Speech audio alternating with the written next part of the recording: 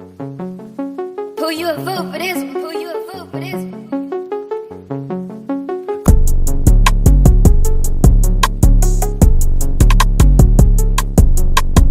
What's going on, Mother Fam? We are back with yet another video. If you haven't already, hit that subscribe button if you enjoyed watching the content thus far and you would like to see more coming from your boy Finesse Monster Activist Bull.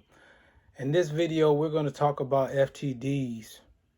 Well, actually, I'm not going to be talking about FTDs. There's going to be a lady speaking on FTDs to where she thinks that these short sellers can keep recirculating FTDs where they do not have to cover them. She also speaks on how she thinks short sellers, it will come to a point where they have to cover these FTDs, causing short squeeze in these meme stock plays such as AMC, GameStop, MULN Automotive, these heavily retail involved stocks. And keep in mind, MULN Automotive's failure to deliver for the end of December has not been updated yet, but however, they will be updated coming into next week because according to the U.S. Securities and Exchange Commission website, it says failures to deliver availability is the first half of the given month is available at the end of the month, and the second half of a given month is available at about the 15th of the next month. So around the 15th of January is when the second half of December failure to delivers will be updated. So we can expect this update coming into next week because there's been a lot of efforts behind the scenes to keep MULN Automotive stock price under that 50-cent psychological mark. And I told you, not only is that 50-cent psychological mark halfway to $1, it is also a key price point for options, for these call options. A lot of call options have been bought recently, indicating that investors have a bullish stance on MULN Automotive going forward into 2023, and the sentiment and momentum remains bullish overall for the stock going into next week despite Friday's down pressure. Naked shorts will still be naked shorts, and you know all this stuff will still happen. But if you stop the fails to deliver, then you can naked short for like a day or two, and then you have to get shares to cover that. And you don't just borrow shares from somebody; you actually have to find someone willing to sell them. Yeah, and I guess this is kind of the mechanism that a lot of the people in the GameStop and other sort of like AMC and the other people shares that people are looking at. This is the thing that they're saying that eventually, so the story goes, the shorts have to cover. But so this leads us very nicely into the next question I had for you, and is what is the mechanism here, or is there one that will lead them to close their short position? Like, is there historical precedent for the DTCCs saying, hey, you need to sort this out, you can't just continue to fail to deliver forever? Is it, like, how stress tested has this system been? Is there precedent here? Like, do we know what goes on in this situation? Right. So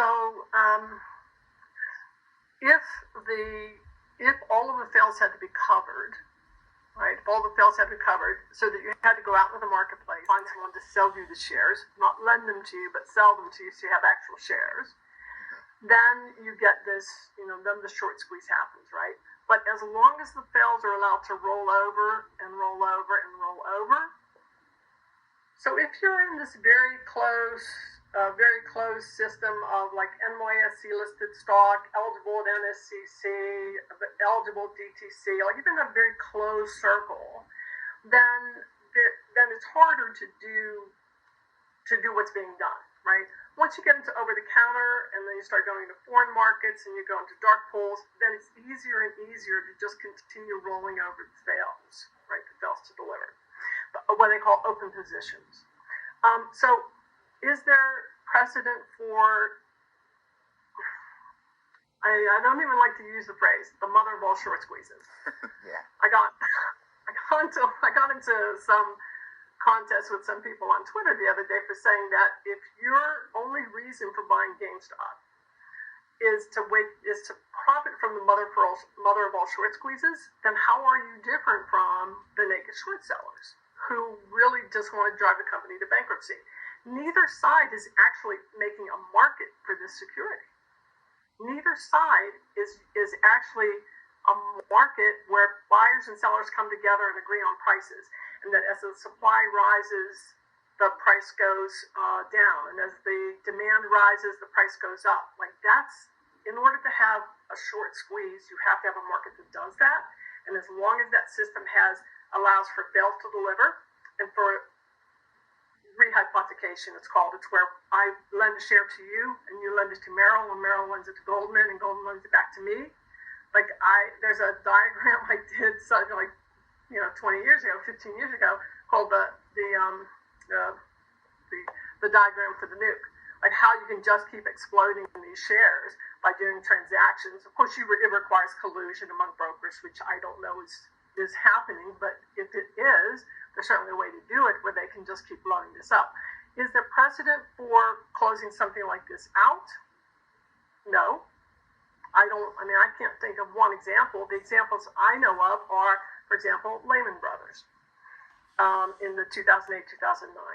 All of the other brokers that got into financial trouble were purchased by a bank.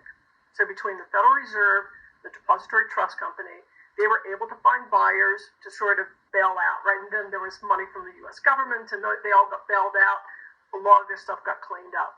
Lehman Brothers, this is just my opinion, Lehman Brothers had so many naked shorts in everything, in mortgage-backed securities, credit default swaps, stocks and bonds, just everything. And everybody knew how bad their accounts were. That's why no one bought them, and they ended up going bankrupt, right?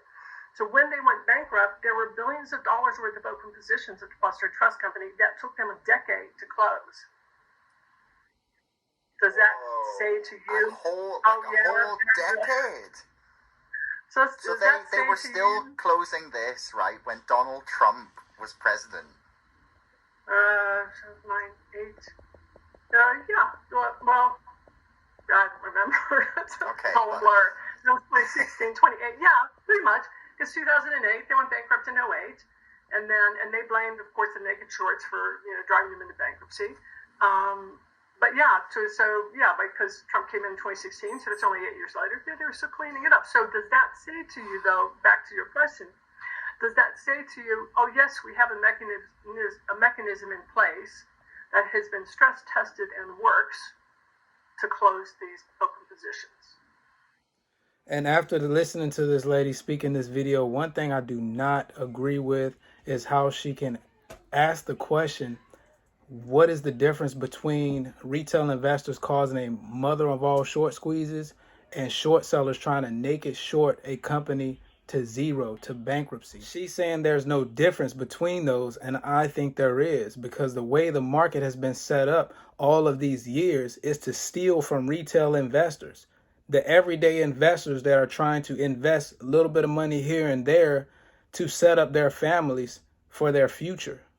It's always been set up against retail investors because these short sellers believe that retail is an easy target because they can manipulate the price to cause emotional selling pressure by retail investors and lining these short sellers' profits as they did in 2022. So I disagree with her on that. I definitely think there needs to be a MOAS in a lot of these meme stocks because there's been too much manipulation and corruption over all of these years against the everyday investor, the retail investor out there. Hope y'all find this information valuable. Don't feed the fear, and I'll catch you on the next one. I'm gone.